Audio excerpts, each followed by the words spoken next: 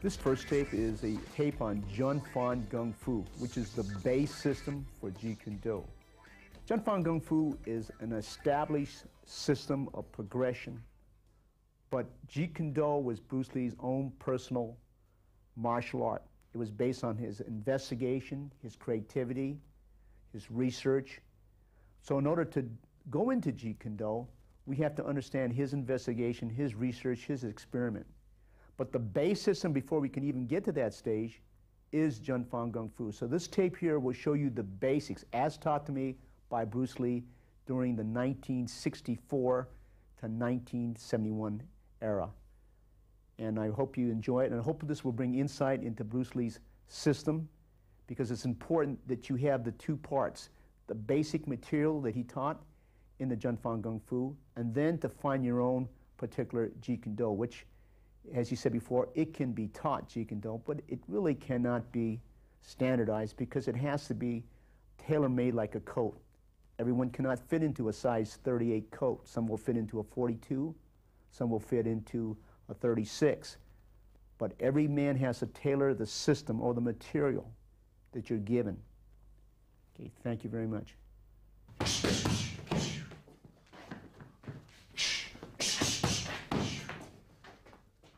Bruce Lee was a boxing fan, and he really liked boxing. And at that time, if you can remember that far, people were just doing karate, so it was point karate. And he didn't like that. He thought he enjoyed boxing matches better than karate matches at that time because it was point, and it would just take your point and then go back to the corner and then take the point. And he wanted something to flow. So what he did was, because he liked boxing so much, and as you know, Bruce Lee was the boxing champion, high school boxing champion in Hong Kong. He put in the boxing movements of Western boxing, took the kicks from different Chinese systems and both Southern and Northern systems, and he started to play around with it.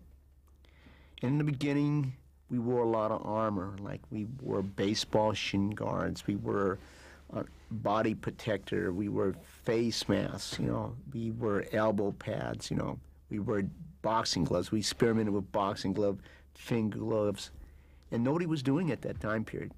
The only people that were doing in the United States at that time period would probably be Bando. Bando is a Burmese, Indian, Chinese, and Tibetan martial art.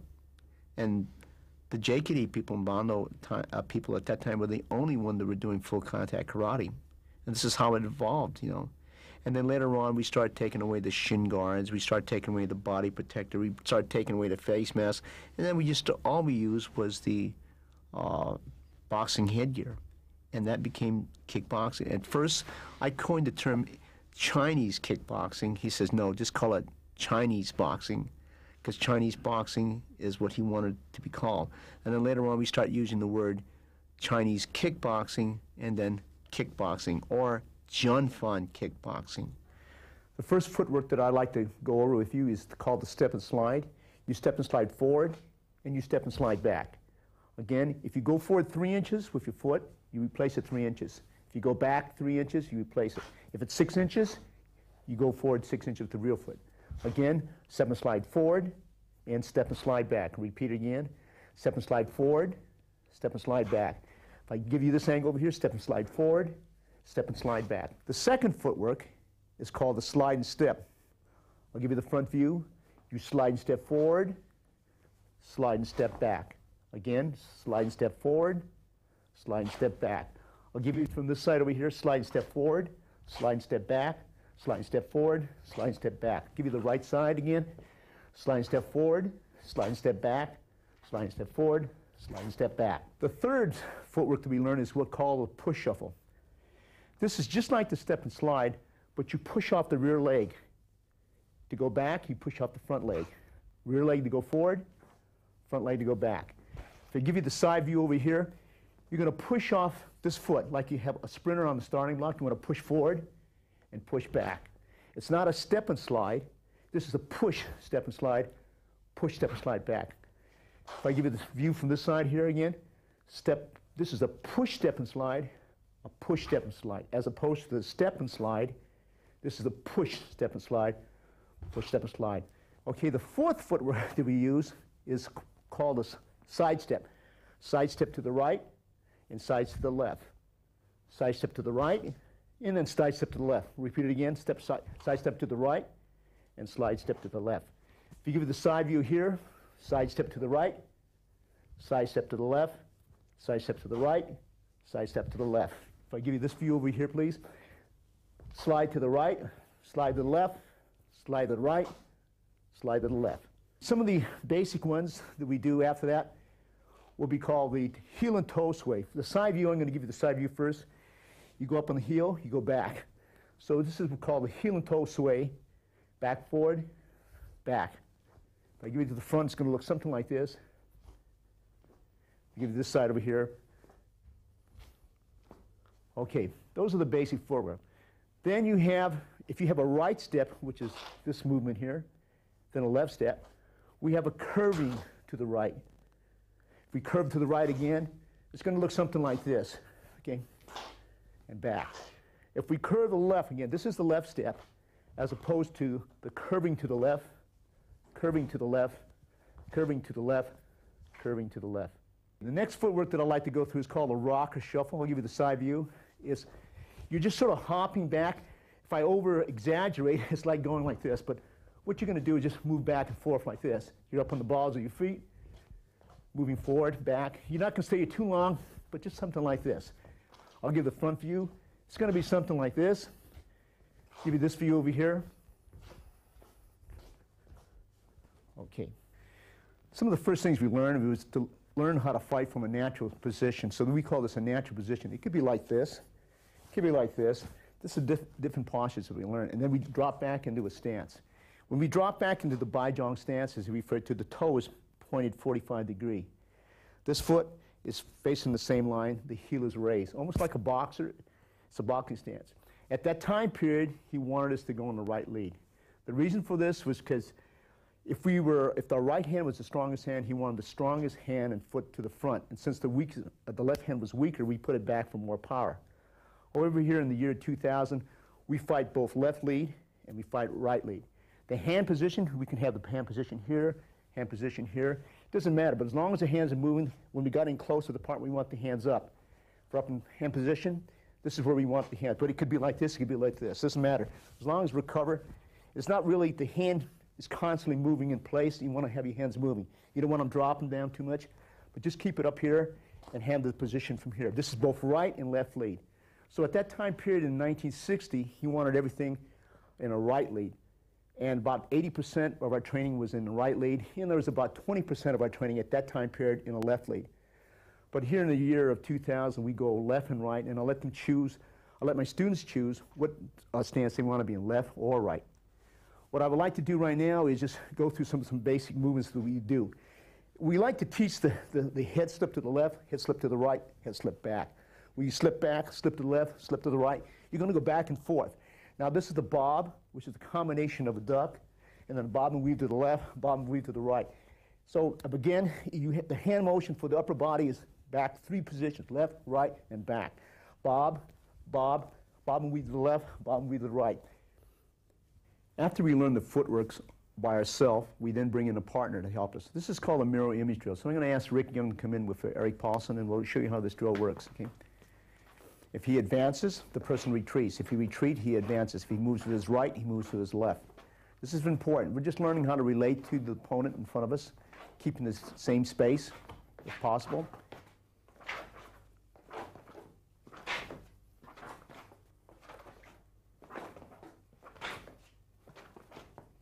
The use of the focus gloves were taught to me by Bruce Lee in 1964, and I'd like to show some of the basic drills we did during that time period, and I still think they're valid here in the year 2000. So the first thing we're going to learn is to attack by drawing. That means I'm going to draw the jab, I'm going to draw it with the futsal, I'm going to follow up with 3 punches, any 3 punches that he signals, and then I'm going to kick. I'm going to do that slowly again. I draw the lead punch, I throw back 3 punches. We call this attack by combination. One more time, slowly again. This is futsal, follow with the ping choi, the now choi, the ping choi, and the now tek. One more time, very slowly. Back, cross, hook, cross, and then now tek. That's the first basic. The second basic I'd like to share with you is called Lin Sil Da. That means to attack and defend at the same time. So you pop down hit, you follow with 3 punches that he signals, and then you follow with any kick. Right now he's just using the now tek for the sake of simplicity again. So defend and attack at the same time, follow with 3 punches, and then kick. One more time slowly. This is 1, 1, 2, 3, and then kick. The third one is called hapak. What you have to be careful here is you don't want to pat it too much because it'll come up and hit your head. And if that does happen, then you'll have to cover. But hapak goes 1. Now I'm going to start with the jab first, then the cross, then the hook, then the cross, and come back. Again, very slowly. Catch, jab, cross, hook, cross, now tek. Again, slowly. 1, 2, 3, 4, 5, now tek. Again, 1, 2, 3, 4, 5, now tek. You notice that sometimes when I do the hapak, I'll return the cross. Sometimes I do the hapak, I'll return the jab, and then follow with the 3 punches or 4 punches that he signals. What we'd like to do now is show you some basic counters in the Junfan Jeet Kune Do. And this is for the jab. So when he hits the jab here, okay, I want you to slip and hit. Follow with any 3 punches that he signals, okay? And you can follow with any kick. Right now I'm using now tek as a basic kick, but you can use any kick that follows up. Okay, one more time again slowly. Pak da, okay? 1, 2, 3, and then kick. Again slowly. That's 1, cross, uppercut, cross, then now tek. That's the first one. The second one, rather than hit the high line like this, you're going to hit the low line. Then you're going to come over with the cross, the hook, the cross, then the now tek. One more time again slowly. Pak da, cross, up, cross, now tek. Again slowly. 1, cross, hook, cross, now tek. The other one can be any technique, the third one. So you pak, you kick, now tek, follow with 3 punches that he signals, then come back to that position. Again slowly. Pak, now tek, cross, hook, cross, now tek. Again slowly. Pak, now tek, cross, hook, cross. And now in the development of Junfan kickboxing, Bruce, he researched a lot of different systems at that time, the known systems at that time. He would observe them. And the thing he liked about the Muay Thai was the rear leg power. He felt, though, that the front leg wasn't active enough at that time period. You have to look at the time period that he was in and why he made these things. A lot of it came from Don Drager's book. I don't know if you're aware of Don Drager's book, you know. And he classified the Thais as saying, well, the uppercut is non-existent. Of course, that's where Bruce Lee did his research. And at that time, a lot of Thais didn't uppercut. And the reason why they don't uppercut is because the knee is in the same range. So the knee took care of the uppercut. He says, but he liked the elbows of the Thais. He said, well, that's a powerful tool. He didn't, in Don Drager's book, he mentions about the jab was not seen very much, almost non-existent, okay? And that's the reason why, because they foot jab with their foot. So you have to look at why he came to this thinking at that time period. They said the hook was almost non-existent, and the reason why, on the tight hook, the Thais use the elbow, because the elbow is in range, in tight. They don't have to use the overhead, because the tight hook is in the same range as the elbow, and the elbow will cut the face up more. And it's more punishing than sometimes the left hook. And the kick, he referred to the Thai boxers as the John L. Sullivan with the leg. All this is true depending who you're watching at that time. But if you look at the Thai boxer now, they jab, they cross, they have good hands, supplemented with devastating knees, devastating elbows, devastating kicks. So what he was looking at and observing from and taking his research from is what Don Drager was saying and what he had seen. He felt that they weren't alive, that there was no broken rhythm. But that was true, may have been true maybe in the 60s and in the 70s, but it's not true here in the year, by coming in 1980, 1990, 2000, because things evolve. The other thing he took from was Savant. Now, many other writings and many of the literature said he did not take from Savant, but I know different, because I was there when he researched it. I was there when he actually kicked and looked at the Super 8 of French fighters. There was a French, I don't know where he even got the tape. There was a French champion on Savant, and he was watching it on Super 8 and 8mm film, and he analyzed it, and he said, oh, I like this. This is a very punishing kick. Coup de bas, which is the kick when they lift up, you know. He says, this is really good. And he liked the way they use their legs, because he said, Savant people, or boxers won't say Savant, they box with the feet. And that's what he liked. And he liked boxing. So he started to put all these elements together. And then he took the kicks he thought from Northern system and from Southern Chinese systems to see how they work. And that became Jun Fan kickboxing. It fit him. For us, we might have to find another path, but for Bruce Lee, that was the path he chose. Elements of Thai boxing, elements of Savate, and he liked the headbutts of the Burmese boxers. So he incorporated that into his own personal system. And I don't care what anybody writes about in all the books and all the magazines, he did have those elements in it. Many people don't know. They said, well, he only took it mainly from Wing Chun, which is a strong, at that point, had a strong Wing Chun background. But in the kick ranging, he says you don't use that kind of punching. You have to use attack by combination, what he called ABC.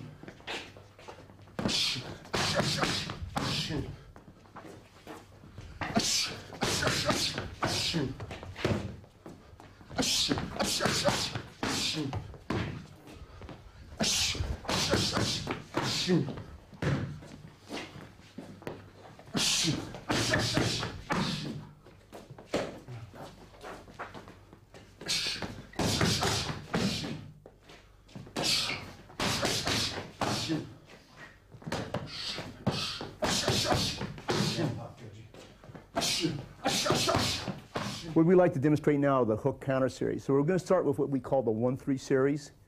He's going to throw the jab, you're going to catch it, you're going to cover on the hook, throw 3 punches, whatever he signals, and then come back with any one kick that you want. One more time again. Catch it, cover it, cross, hook, cross, and then kick. Okay, again, 1, 2, cross, hook, cross, and then now attack. That's the first one. The second one, you catch it, you bob and weave, you throw 3 punches, and you kick. Now, when you bob and weave, you can go like this and throw 3 punches, okay? Or you can bob and weave and hit the gut and throw 3 punches, and then kick. Again, slowly. This is 1, 2, 1, 2, 3, and then kick. The other one is you catch, you simultaneously cover, throw 3 punches, and then you kick. One more time, slowly. Catch, cover, throw 3 punches that he signals. Again, catch, cover, 1, 2, 3, and then kick. Okay, now we're going to show you the ways we can feed them. We call this the jab hook series, or we call it 1-3, because 1 is a jab and 3 is a hook, and you cover. Okay, that's the first way we feed the series. One way is to jab and then hook. then you follow with 3 punches. One way is to throw the low jab and then hook. Then you follow with 3 punches. Then you throw the cross, and then you cover for the hook. Then you throw the low cross and cover for the hook. Then you fake the cross, and then low hook. And fake low cross and hook. Okay? Then you go single direct with the hook. Okay? You can either kick with this leg here and throw the hook. These are the ways, and then you go into the 3 punches. This is essential that you feed it all these different ways. So again, these are the ways we counter the hook.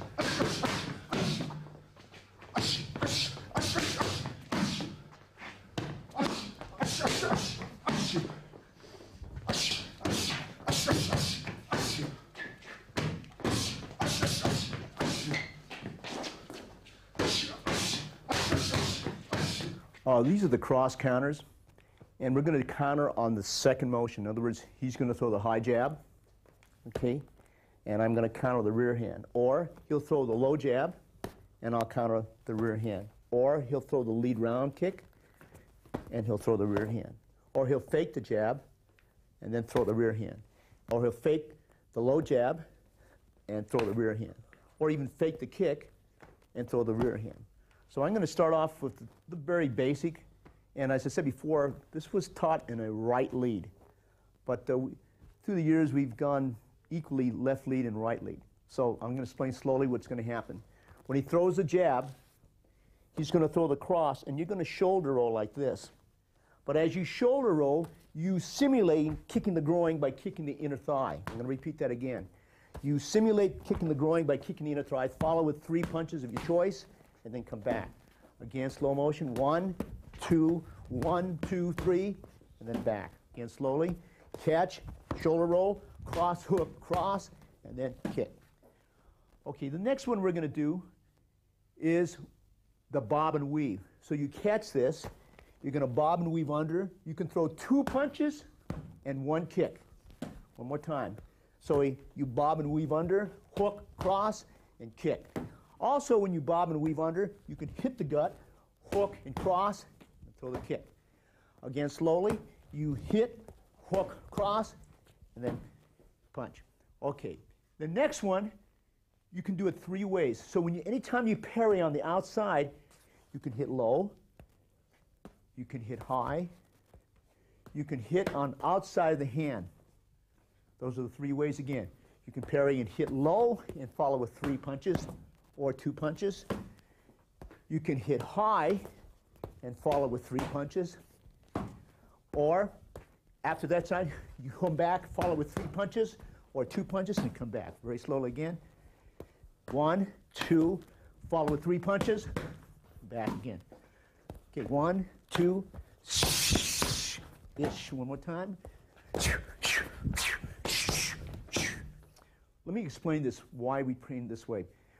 At the time, Bruce Lee, we couldn't get the glove, or I couldn't get the glove back in time. So how this started, you're really supposed to catch it, and then you're supposed to bring the glove back, and you throw 3 punches. Okay? I was never fast enough, so what he used to teach me is just to go ahead and throw the first punch, and he would follow up with 2 punches and come back. Originally, if you're fast enough, you should get the focus glove back here, throw 3 punches, and back. But because I wasn't fast enough for the focus glove, he just made me wing it, and then 1, 2, and then back to here. Okay? But the original way, as I said before, you parry, your hand should come back to here, throw the 3 punches. Okay? If the trainer or the holder is not quick enough, what I want you to do is throw it and then set the 2 punches up and then kick.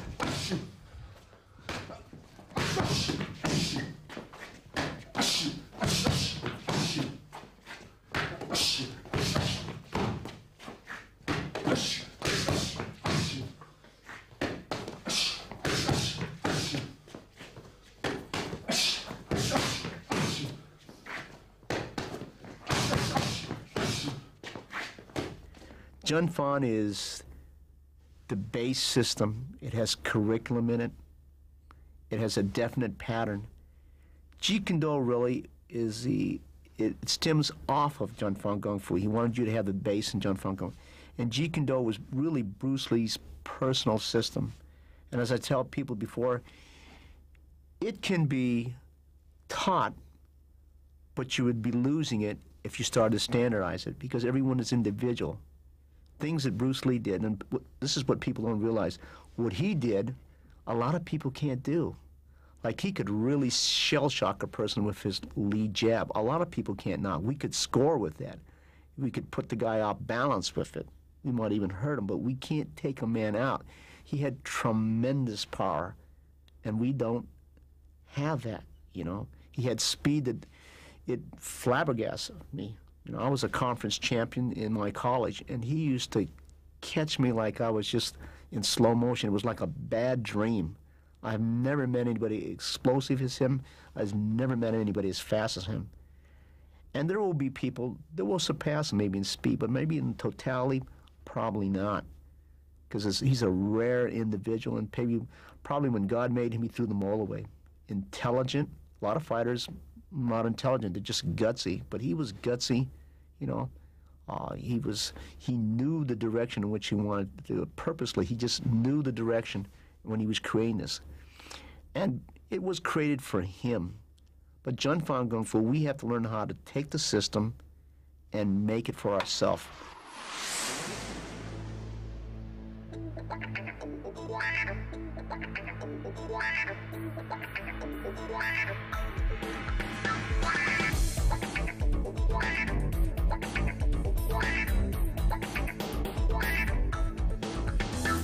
If the targets are like this, you want to sometimes do the body hook. If the target is like this, sometimes you want to come up with the uppercut. If the target's down, over like this, uppercut and back, you're going to respond. So he's going to hit to the body, you cover, you throw 3 punches, and then you can throw a kick. Cover on that side, back 1, 2, 3, and kick. Cover to the high line, back 1, 2, 3, and then kick. And then hit on that side, and 1, 2, 3, kick. Again, he's going to hit to the body. Ish, ish, ish, ish, ish, ish, ish, ish, ish, ish, ish, ish, ish. Ish, ish, ish, ish, ish, ish, ish. Okay, what we're going to do right now is called ABD. That's initials of attack by drawing. So we draw the high kick in. Sometimes we follow with hand tools only, okay? Sometimes we draw the high kick in, we kick the leg, follow with the hand tools, come back. Again at the high line, back, we can follow with the hand tools first, or when you come to the high line here, we kick the bottom and follow with the hand tools and come back. When it's at the low line, sometimes we wait till the foot plants, then we kick the leg, follow with 3 hand tools, and back. Or if our timing is good, we can counter it in the air and then come back. One more time again. So he kicks, 1, 2, 1, 2, 3, and back. On the low line, I want you to use the pop tech. This is not the only counter, but one of the many counters that you can do, okay? Again, high line, okay, follow with the hand tools, back. Low line, follow with the leg 2, followed by 3 hand tools. Low line again, pop tech, now tech, 1, 2, 3, and then back. There are many ways to counter the low round kick, but for an example, if you block here, many systems use this, and then they'll follow with this kick, or they'll block with this, and they'll kick here. Those are all good. You can find it in Bando that way. You can find it in Muay Thai, Thai boxing. You can find it in different Silat systems, different Kali systems that use this. But I'm going to show you right now the Jun Fan method. So when you block here, immediately you go 1 to the eyeball, simulate the kick to the groin, and then follow with 3 punches for the drill, okay? And then kick. One more time slowly, see? So you're going to block, You hit to the eye, hit back here, follow with 3 punches of your choice, and then kick. Okay, one more time very slowly. See, you block, you go to the eyeball, you kick to the groin, follow with 3 punches of your choice, or what he signals, and then you kick. That's one possible way that you can counter. Okay, so when they kick to the line, we call this lop gurk, which means you come this way. You want to ride it so you don't take it on the rib cage. So as you ride it, I want you to either do the now tech or you do a juck tech. And then you go 3 punches that he signals, and come back to here. So this is what we call lop gurk. Lop is to grab, gurk is grab the leg.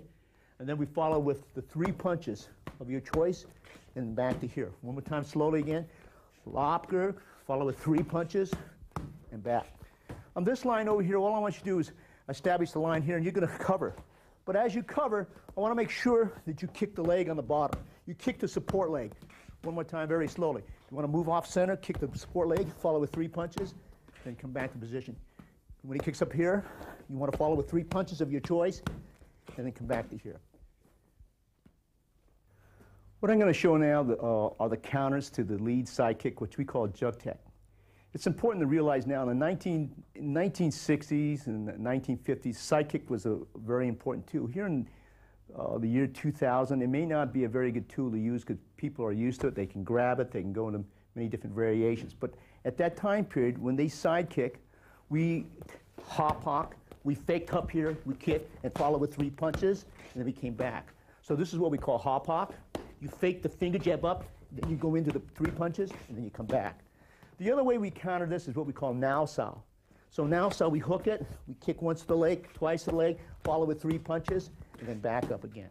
Now sow again, okay? Follow with the rear now tech, follow with the front now tech, follow with the 3 punches of your choice, then come back to that position. The other one, when they kick up here, you ride it, kick to the groin, or kick to the inner thigh. Okay, I'm going to show you again what this looks like. See, at this point, you kick to the inner thigh and back. But again, here in 2000, not too many attack the middle line now because it's too easy to counter. These are the counters to the spin kick, which we call June tech.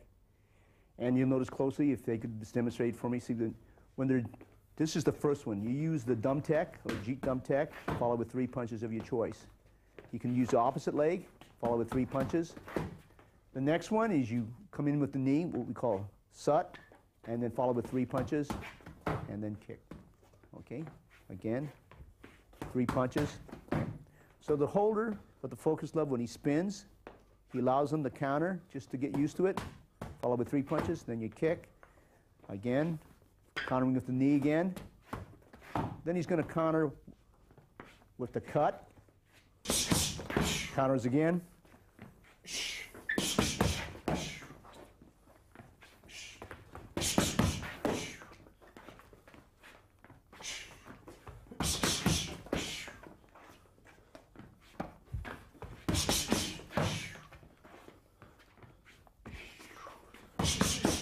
When Bruce Lee was organizing the kickboxing, he didn't really call it kickboxing in the beginning.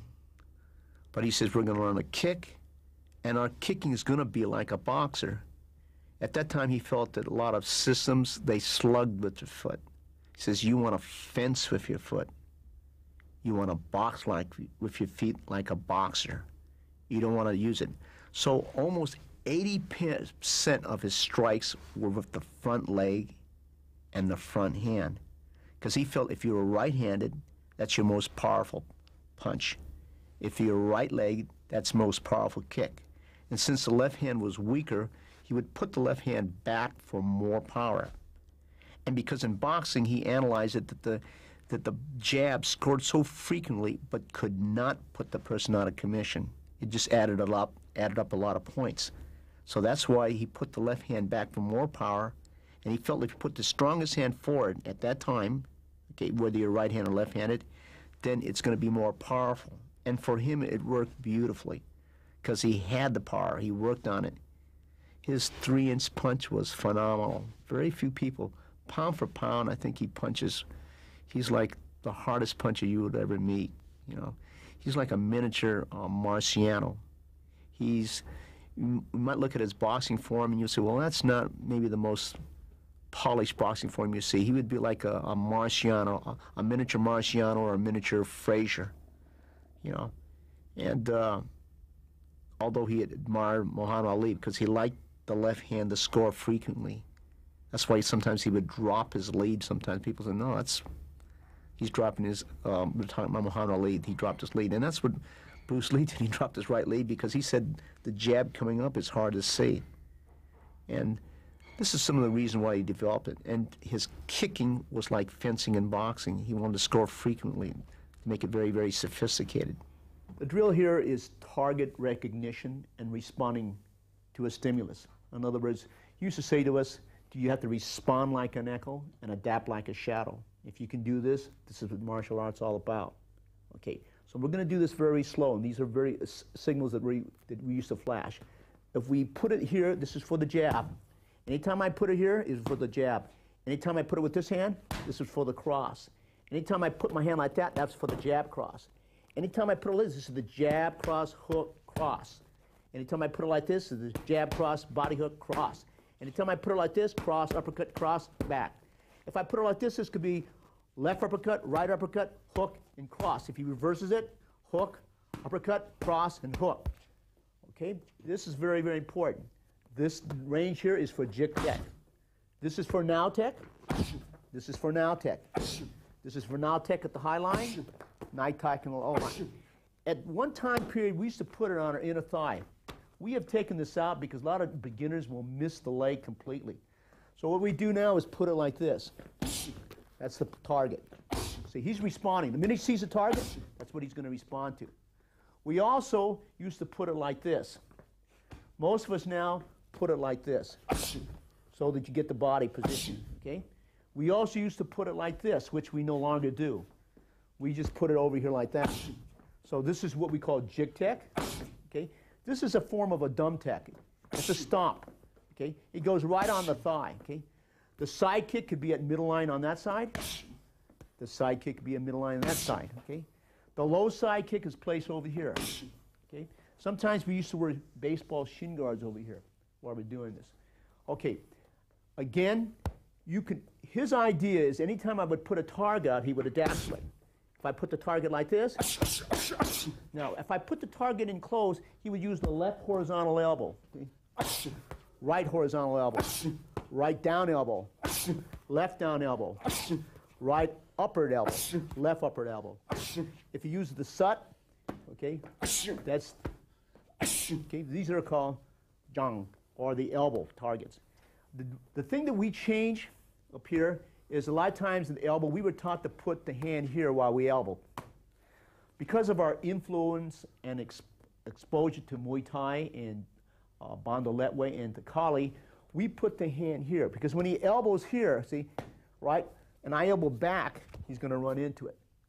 However, if he elbows here and he puts his hand here, there's a chance that your reaction will not come back. And that's one of the things we changed in the Junfan Jeet Do program. It's not that it was bad at that time period. For that time period, it was very, very good. Everything has to evolve. If it doesn't evolve, okay? So again, I'm just going to go very slow. Notice that he's going to recognize a target, okay? He's going to recognize the target. He's going to recognize the target. He's going to recognize a target. This will be in combination. Put it over here. Over here. Okay, if I hit the body like this, we'll do this very slow so you can see what we're doing. If I hit the target on that side, he's just going to respond. Okay. If I hit the target this way, he can bob and weave. Okay. Hook, cross, as we previously saw. This can also be same basic. Okay. Or he can just cover. Back 1, 2, 3. Or he can cover on that side. See? 1, 2, 3. Because this is what you're going to do at random. So this is very, very important that you put these drills together. A beginner, I would recommend, if you're teaching a beginner, is just to start with this one here. Jab. Okay, 1, 2. Okay, single cross. Single jab. Low jab. Lead Now Tek. Rear Now Tek. Okay, 1, 2, 3, 4. Okay, and the trainer takes care. If he's a beginner, you want to go a little bit slower. For a more intermediate, you want to pick up the pace a little bit, and for the advanced, you can pick up the pace to a very high level. Kickboxing is a eye-and-hand coordination, and these drills are used to develop a person before he gets into kickboxing. Okay, so with these now, what you're going to do when the jab comes, you can either catch it, we call it jig pock, or you can long pocket. And then you're going to return back. I'm going to do this slowly. 1, 2. You can catch, or you can do it simultaneously. So catch and hit, or simultaneously. If he hits the low line, it's pat and hit, pat and hit, pat and hit, pat and hit, or simultaneously. Same way here. Simultaneously, or tap and hit, catch and hit, catch and hit, catch and hit. That's usually the first one I like to teach the beginners. The second one involves that he's in the play now, so he gets to learn how to react to the hook. So I catch, I jab, and then I hook. Again, catch, again, again. Now the drill can also work at the low line. Okay. Okay. Now, the other drill we like to do from here is this. I'm going to catch, and I'm going to return the lead rear kick. Catch, and we throw the front leg. Or I catch, jab, and kick. So he learns to respond also to this also. See, catch, he's responding to the rear leg, responding to the front leg. Back to here, back to here, back to here, back, front leg. You notice again, I'm going to do this slow. You catch, you jab, throw the rear leg. Catch, jab, throw the front leg. Catch, jab, throw the cross, and then the hook. Catch, jab, cross, hook, kick. So it can go in any kind of format like that. You also can receive the lead now tech, follow for 3 punches. What is going to happen over here, notice from the training, he's going to get used to defending. Again, 1, 1, 2, 3. Again, okay, 1, 2, 3. He's going to kick on that side, back to that side, 1, 2, 3. Again, 1, 2, 3. Again, 1, 2, 3. There are many drills like this in Jun Fan Kung Fu Jeet Kune Do, but we're going to take one that's very important, I think, in teaching the person. The drills are good because it'll develop a person, a very gun-shy person, and develop him to get into contact slowly. So what you want to do is catch the jab, parry the cross, cover on the hook, then he's going to bob and weave, and he's cross, hook, and he's going to kick. One more time. He has 2 kicks, a little close again. 1, 2, 3, bob and weave, 1, 2, and kick again. All right, again, 1, 2, 3, bob and weave, 2, kick, and kick. Again, catch, back, hit, back, hit, and hit. One more time, okay? One more time again, please. 1, 2, 3, 1, 2, back, and kick. One more time again. 1, 2, 3. I hope this tape will give you insight into Jun Fan Kung Fu as the base system and the principles of Jeet Kune Do. I want to thank Rick Young from Scotland for helping me in tape, and also Eric Paulson, who helped me on this tape. Thank you very much. And Bruce Lee drew from Western sources. Don't let anyone fool you. It has a Chinese name, but he drew from both East and West. And I know this. Although people say in writing, and I don't care how many books are written, they weren't there. They don't know. And that's all I'm going to say about it.